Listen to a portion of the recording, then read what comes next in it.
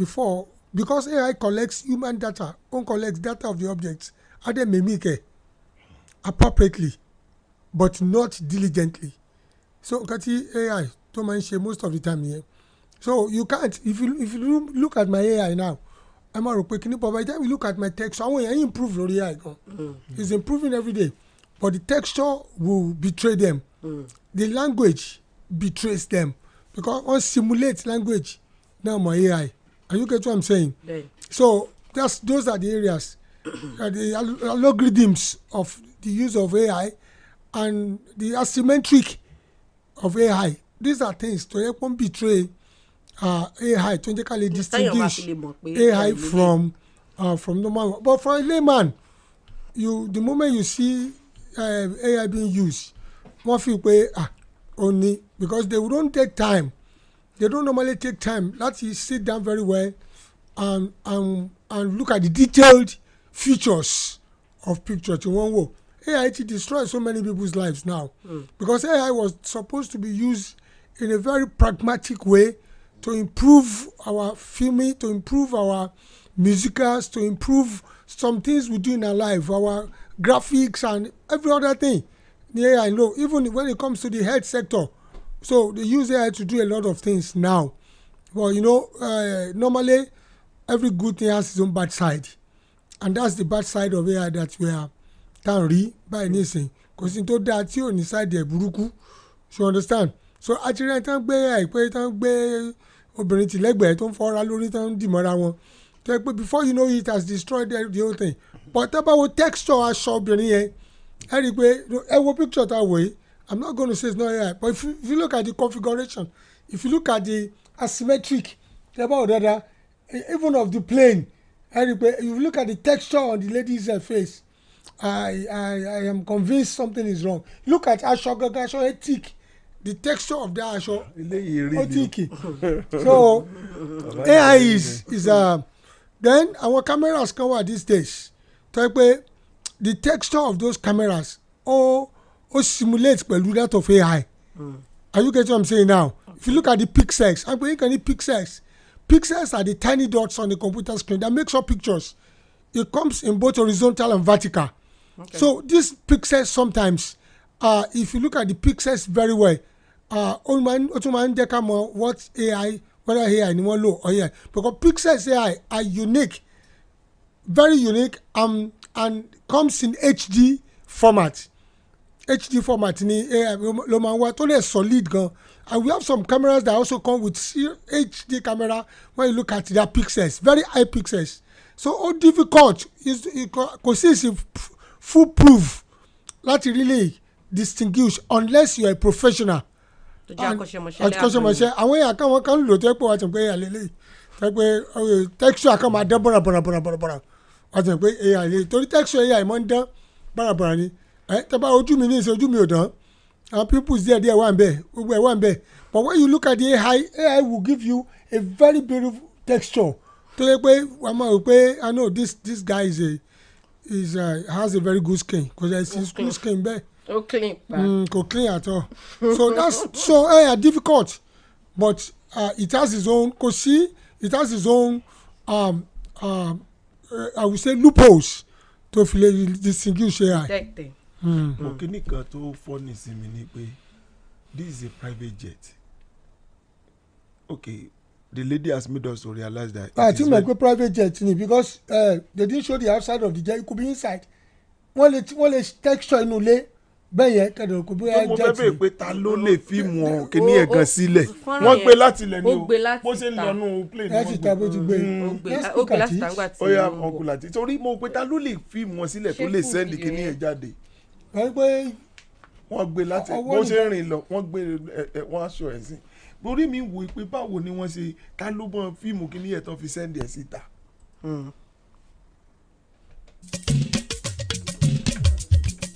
Irọ́ o.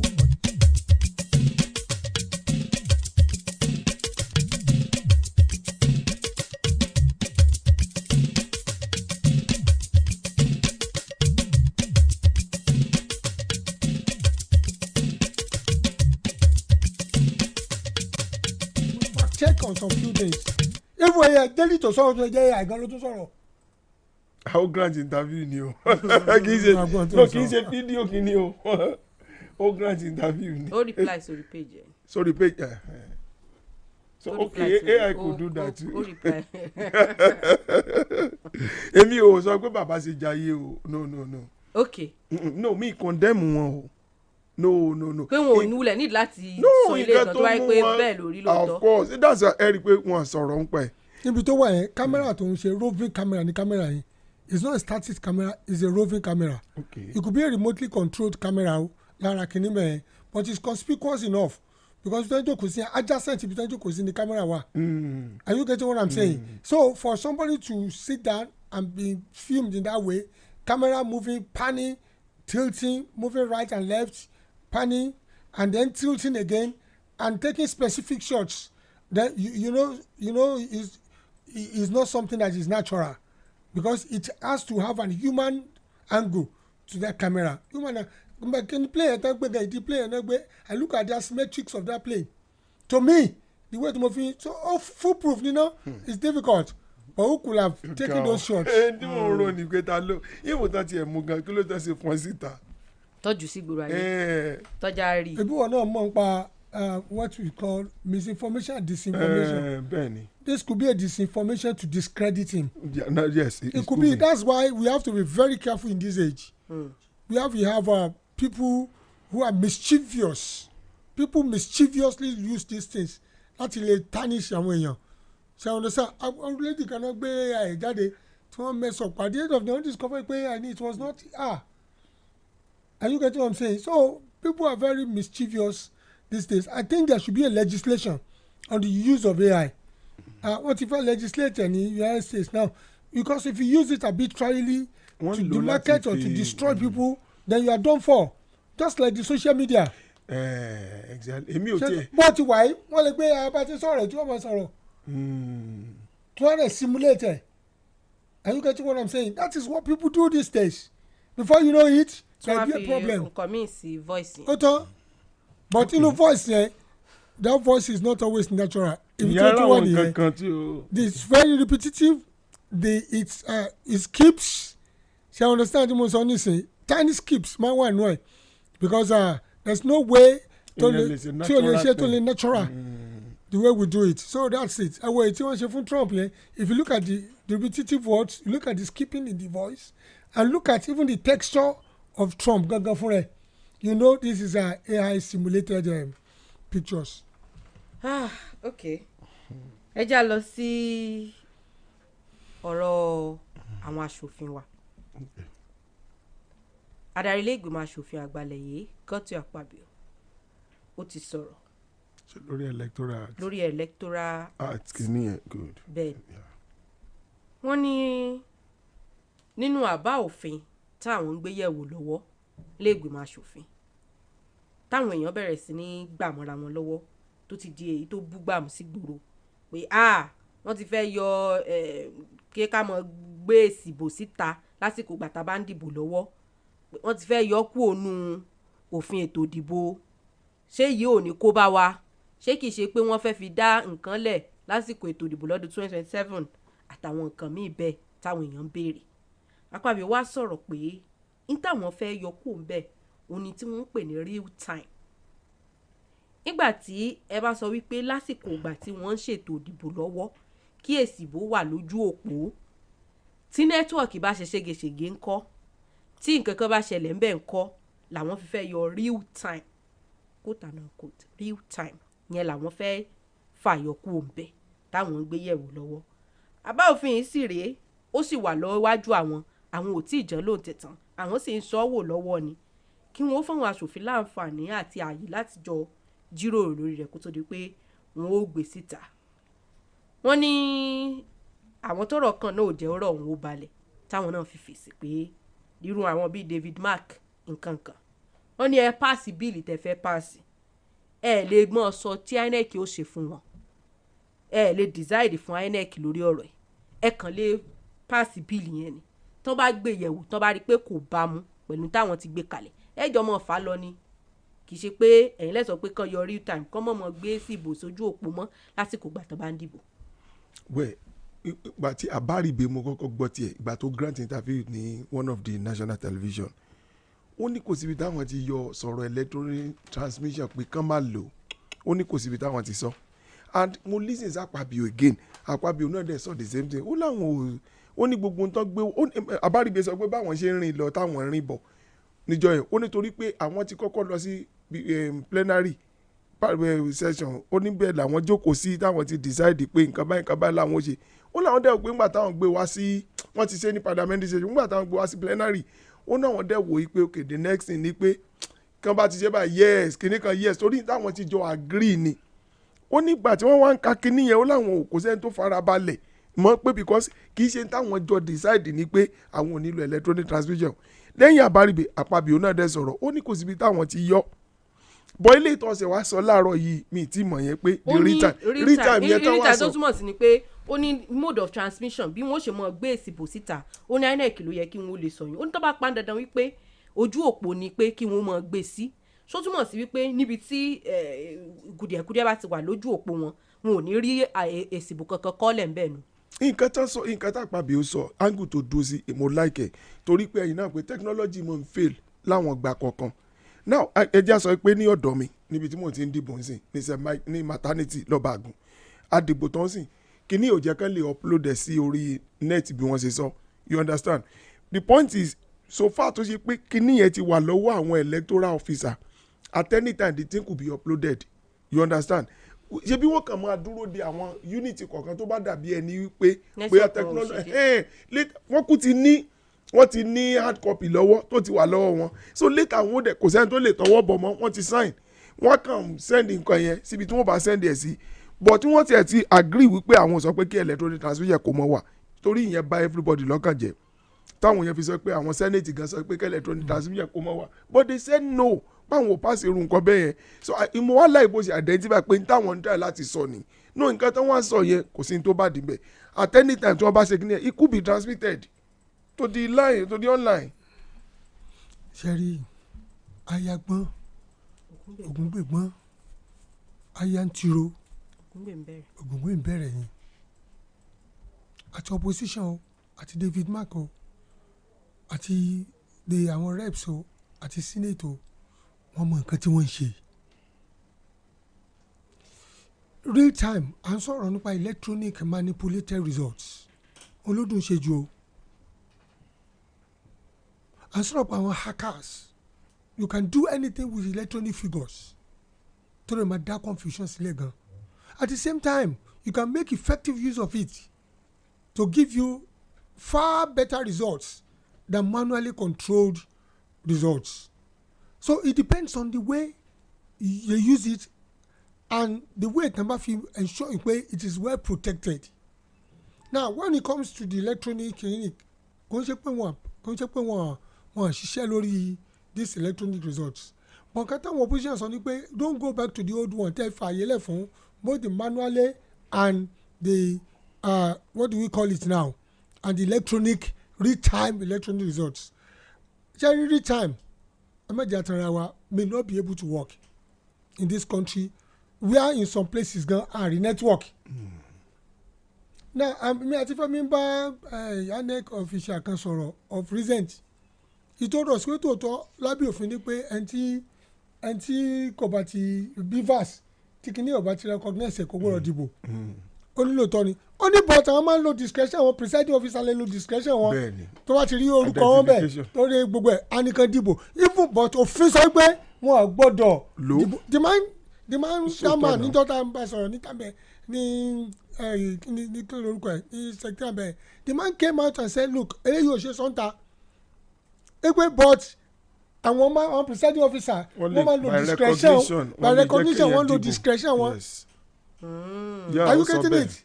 So but it also has its own demerits because discretion tó máa lò náà ìbò lè ju nǹkan tí kìíní accredit lọ so overvoting náà ló máa jẹ́ so what these people are saying is this pé let's give a kind of a lacuna a kind of àlàfo ẹja fi àlàfo kan lè pé tí electronic transmission tí ò bá wọ́ọ̀kì ṣàǹgbọ̀n tí mo sọ fún yín ẹ jẹ́ ká fi àlàfo manual coalition of results or transfer of results kí méjèèjì jọ máa lọ pọ̀ so that is I think and that's the way mo ní television kan lé mo fẹ́ wo program tó ṣe remote ẹ fail lójijì mo dìde lọ tẹ̀ ni imagine kó mo sì ibi tí n ti tẹ̀ parí ni I wouldn't be able to watch that program. So it's a combination of both manual and auto. Okay.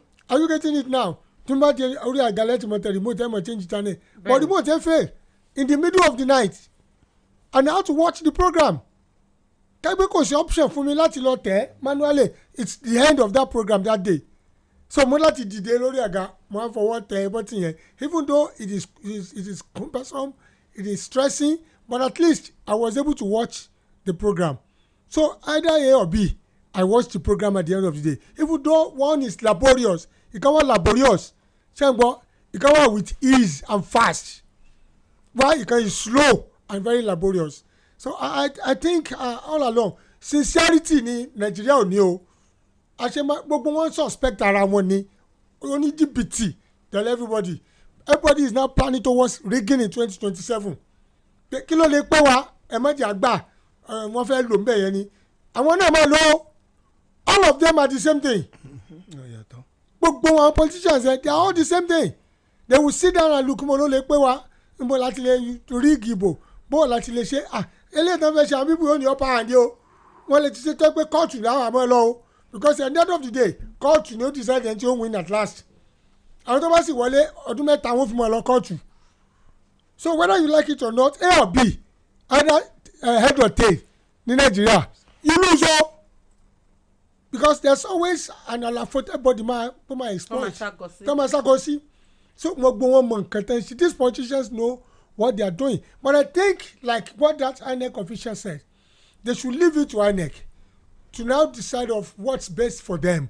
And you can jẹ́ kí Nigerians ká gbọ́ but don't also forget I don't know how independent INEC is. ẹ mọ̀ jẹ́ àfilẹ̀ fún discussion. no discussion tẹ̀ ló yẹn tẹ bá pàṣẹ tẹ gbé fún INEC now na decide tí problem bá ti wà tọ́lẹ̀ ẹ̀ ń sọ pé problem wà let's do it this way. Ṣé you understand because our presiding officer one vote by recognition òfin náà ni wọ́n gbọ́dọ̀ vote without BVAS accreditation.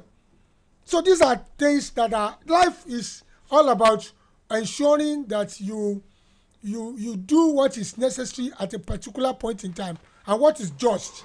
But kò sí tó perfect. No perfect come on so what is just. Kí ló tọ́. You understand? N tó tọ́ but in this country n tó tọ́ gan la fẹ́.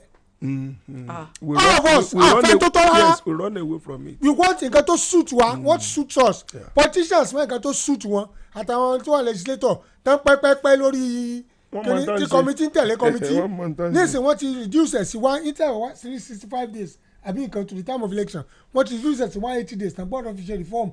So how do you think the election will go? Ṣé time frame yẹn kò ti ní problem? So gbogbo wọn mọ tán ṣe na they are just playing on us both A and B at opposition àti gbogbo wọn they know what they are doing. ibi kan náà gbogbo wọn darí kan. They are all Shylocks sorry ironers. At the end of the day tí wọ́n bá gbé result kan wá tó jẹ́ pé ìkan ló wà lójú òpó ṣó possible kí wọ́n tún fún wa ní míì kó dẹ̀ tún mú result mi wá fún wa. Ní 2019 ó ṣẹlẹ̀ náà gbà tí Buhari ń bọ̀ tí màá yẹn sọ pé eléyìí tó wà lójú kí ni àwọn ò lè tẹ̀lé pé àwọn kan fi test ẹ̀ wò ni pé hard copy yẹn gan ni original làwọn Àtìkù fi sọ pé ẹni tó wà lójú bẹ yẹn wọ́n yìí ti lose election àwọn ìyẹn tó wà ń bẹ̀ àwọn fi but the original kìíní ló wà lọ́wọ́ ọ possible but irú eléyìí ni ò lè possible mọ́. Okay. Number one torí pé àtijọ́ accept pé ká lọ electronic transmission. Náà tá a dẹ̀ ti mo mọ̀ pé tí n bá rí JJ 200 lórí electronic mo mọ̀ pé ó ti sure ipe torí pé àtijọ́ tọwọ́ bọ̀ wí pé ìyẹn wà ń bẹ̀ but ibi tó ti béèrè pé ṣé manipulation lè wà technology àti àwa èèyàn mo gbà pé kọ̀ǹpútà gan tá a bá impute sínú ẹ̀ ni o. That's number one. Then number two ni pé manipulation wà o máa fún ọ níbi tí manipulation ti lè wà nínú nǹkan tó ọkà jáde àti bí pastor ṣe sọ̀rọ̀ sí jẹ́ ká wò pé wọ́n ní issue pẹ̀lú unity kan sí are you getting me bóyá through internet kìíní oríṣiríṣi kò sá lè lọ at that time mo dẹ̀ sọ lẹ́ẹ̀kan mo sọ pé ṣé bí wọ́n ti ní copy lọ́wọ́ you understand it could be uploaded at any time but do not forget that èèyàn ló ní hard copy lọ́wọ́ o wọ́n lè ra èèyàn o you understand láti alter result wọ́n lè ra mo kàn mi sọ pé ó lè ní wọn ọ̀bọ̀ wọ́n lè ra yẹn o and when you talk of politicians in Nigeria they can do and undo to make sure that they can manipulate their way to get to the seat they won't run anybody into wọn o gbogbo olóṣèlú dẹ̀ ní Nigeria you understand tó bá ti lẹ̀ poster that's the next thing ṣùgbọ́n tí mo mọ̀ ni pé ìwọ̀nba ni títẹ̀ pọ̀ mọ́ lórí ọ̀rọ̀ technology or no technology because tó bá dì ní Kano tí wọ́n gbé sórí kínní màá ti mọ̀ rí Kuru local government Kano mo ti rí unit mo ti rí nǹkan tí wọ́n gbé síbẹ̀ you understand ṣùgbọ́n bí tí technology like we know that in Nigeria even àwọn bí tó ṣe pé internet wà a lè call a lè ṣe gan ó mọ̀ ń fail ká tó wá wí àwọn bòmíì tí wọ́n tiẹ̀ ní irú bẹ̀yẹn wọ́n lè wait láti manipulate. Sherry, manipulation is human. And even computers tell you can do anything with it is prone to manipulation. But you see, you can minimize the level of manipulation if you want to do it. You can minimize human control on the manipulation. It can be controlled if they really want to do it. And that is real. I read during the last election, you know,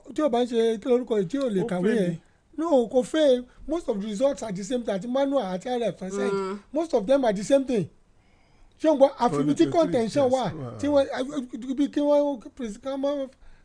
be 23 election lenzo. 23 election. Yes. You understand? For example now. Lọ síwájú ilé ẹjọ́ kò yàtọ̀ sí. Affinity kele ìdẹ́yìn ṣe kọ́lọ́ ò lè ka àwọn òrí gíláàsì òun mọ́ òun ò lè ka òun ò lè read the result àwọn ibi tí contentions ti wà nìyẹn àti ibi tí wọ́n ti dabaru result tí wọ́n jẹ́ káwọn yẹn dìbò ó tán àti ibi tí wọ́n ti send the double result. Yes, àwọn pocket of kini bẹ́ẹ̀ la ní. Double results. So those are the areas, but I think our legislature should represent the wish of the people.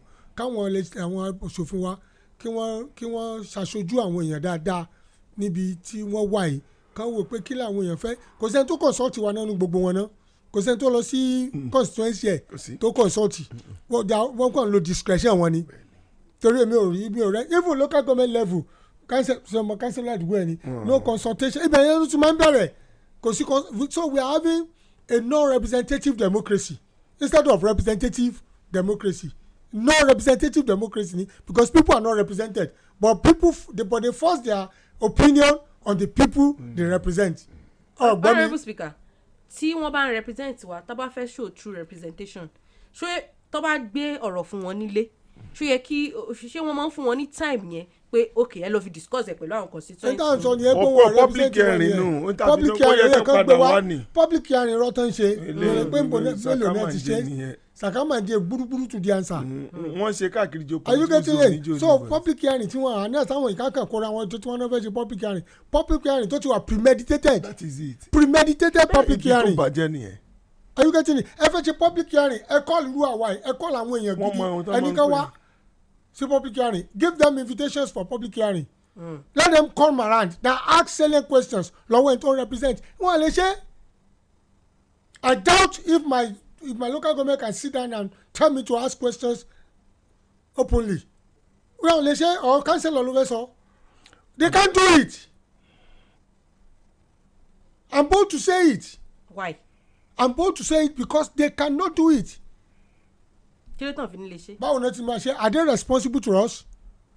Sáwọn aláfi wọ́n síbẹ̀ ni. Ṣé mo rẹ́pù yín? Did you put them there? Are they responsible? They only do what they like. N tẹ́ bá like fún wa ni wọ́n ṣe fún wa. Tọ́ bá fi ipò dáa. Tọ́ bá fi ipò dáa.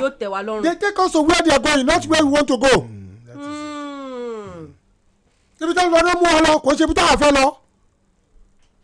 And the representative democracy, ibi tó a fẹ́ lọ, lẹ́mú wa lọ. Tẹ́ bá níbò míì, àwọn àjọ jókòó pé ibi tó a fẹ́ lọ yìí, ẹ jẹ́ gbọ́nà bíi débẹ̀, ọ̀nà bíi ló dáa, ọ̀nà báyìí ló dáa.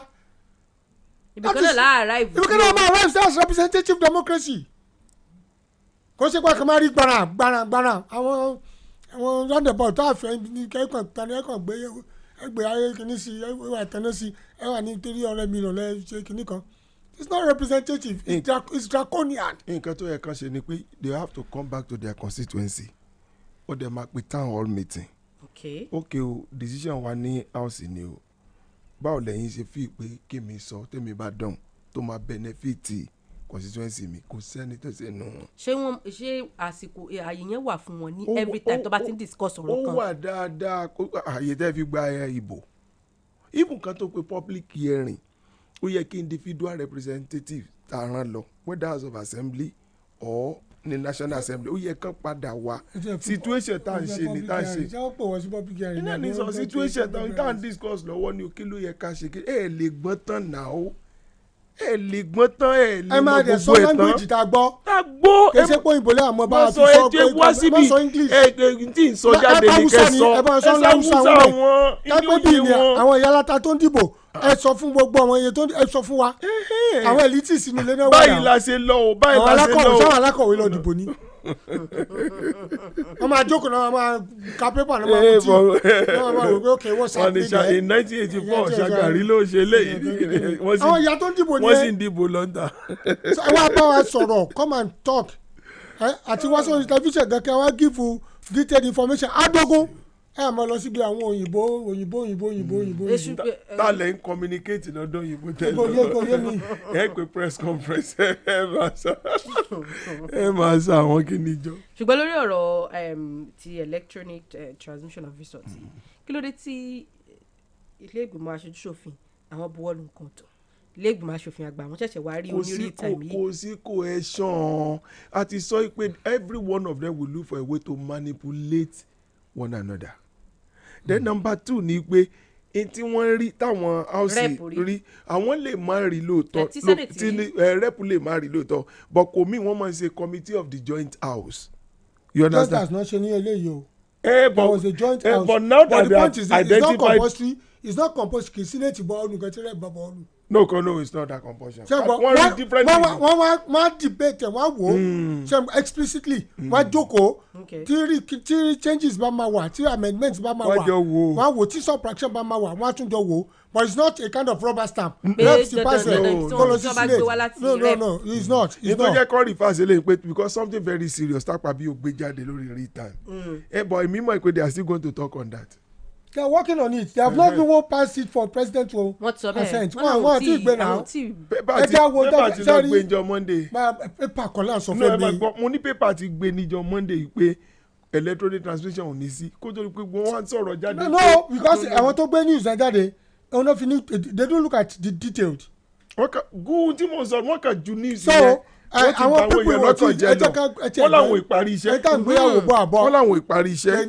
àpàbí ó sọ bẹ́ẹ̀ ó ní kí ló dé ìṣáájú ẹlẹ́ẹ̀dẹ́pẹ̀lẹ́. wọ́n ìparí iṣẹ́. ẹ jẹ́ ká wo ohun tó fẹ́ ṣe wẹ́dẹ̀ ẹlẹ́ẹ̀dẹ́ ni àbí ẹlẹ́dẹ̀. nígbà tá a bá di oṣù méjì nísìnyí á padà rí the next 2 months. àwọn ibi tí bóyá ẹ̀dẹ̀ ni. àbí ẹlẹ́dẹ̀ ni àbí ọ̀bọ̀lóòrùn ni ọmọ ibi tó ń bọ̀. abẹ́ẹ̀dẹ́gbẹ̀ta.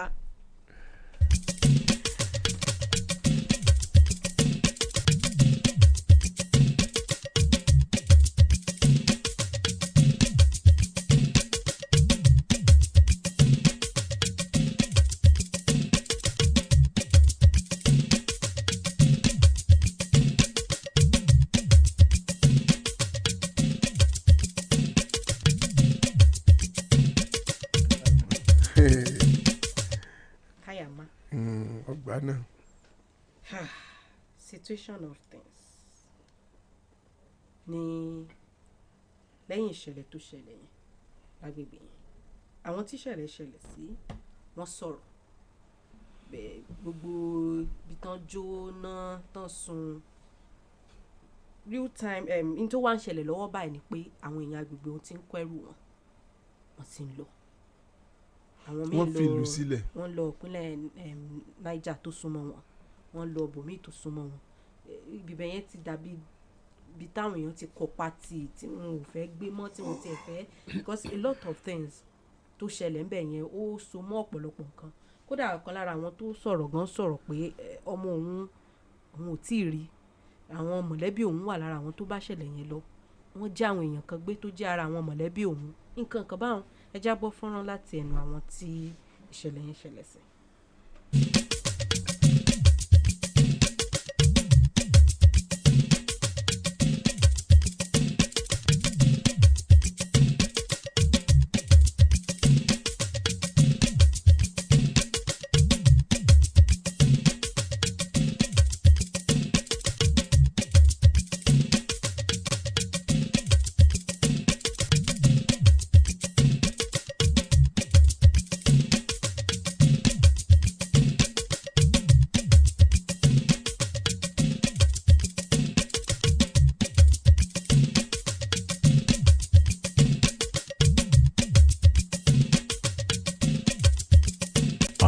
Akidibo 88.7 FM. Assalamu alaikum. Amira Tekwa Ajanu Umrah Service Limited nílé iṣẹ́ tọ́lọ́hún ń lò fún gbogbo ẹni tó fẹ́ lọ Mọ́kà àbí Umrah tó ń bẹ̀rù alágbèédá àbáwọn atẹnidé Mọ́kà tán padà lẹ́yìn ẹni tó fẹ́ ṣiṣẹ́ àṣepé ní Mọ́kà àti Mọ̀dínà pẹ̀lú ṣíṣẹ́ àbẹ̀wò sáwọn àyè àṣẹ tá ń pè ní ziyara tíjọ́ àti lọ àti pípadà sílé tí ò ní ṣẹ́jọ́ tí ò sì ní lẹ́jọ́ tá à ní máa wówó òjijì káàkiri lẹ́yìn ìgbà tá a ti sanwó tán. Amir Atekwa Ajanu Umrah Service Limited ní ẹjẹ́ á máa bọ̀. Wọ́n wà ní Amir Atekwa Building òpópónà Èkó síbàdàn ní àdójúkọ Access Chapel onípẹ́pẹ́yẹ sawmill Ìbàdàn. Ẹ̀ló wọn ní 08033567286 pẹ̀lú Amir Atekwa kò sí fòyà fálálàjì. gbogbo wa lájọ ní bẹ́bẹ́ ìsìlámù. Assalamu alaikum múmìnì múmìnà ọ̀dà àbáhùn àsìkò ti tó fún gbogbo àwa mùsùlùmí láti pàdé ní yídì géètì ńbàdàn ní gbogbo ọjọ́ Wednesday aago 7 àárọ̀ làdúrà ń bẹ̀rẹ̀ fáwọn tí ń wojú Ọlọ́run fọ́mọ aago 8 ní tàwọn olóyún tí wọ́n ń bẹ lọ́n kí wọ́n sọ nírọ̀rùn aago 9 láwọnú àgbà àràgbà àdúrà àsàlátù láì wọlé pẹ̀lú àwọn àfáà ńláńlá. àṣẹ bẹ́bẹ́ ìsìlámù àtúbọ̀ máa fẹ́lẹ́lẹ́ o bẹ́bẹ́ ìsìlámù àwọn àmàtí gòkè lọ. Akidibo 88.7 FM.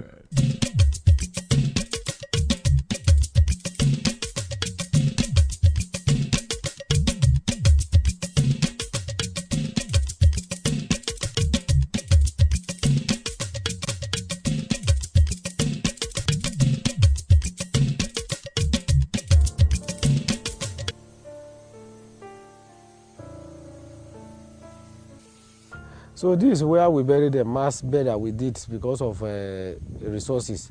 So here we bury 50, then the other one 27. So there are other grave